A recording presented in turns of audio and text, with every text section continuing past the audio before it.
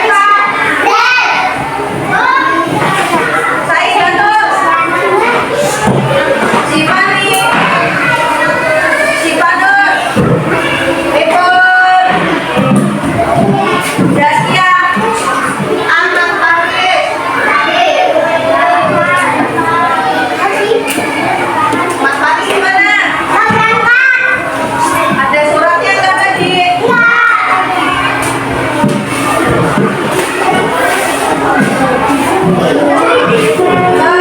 kita mulai pelajaran hari ini, kita berdiri semua untuk menyanyikan lagu wajib nasional Indonesia Raya. Yuk berdiri. Yuk berdiri. 1, 2, 3.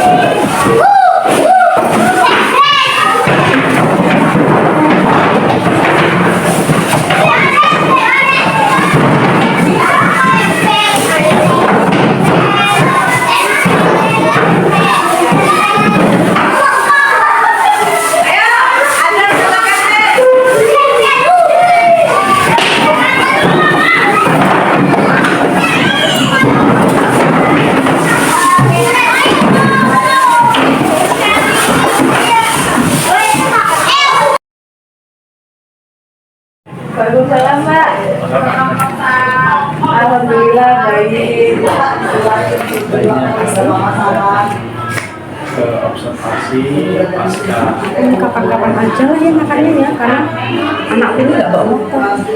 Jam 2 udah pulang. Saya cuma Kapan-kapan aja. pembelajaran Makan bakso mau bisa semua.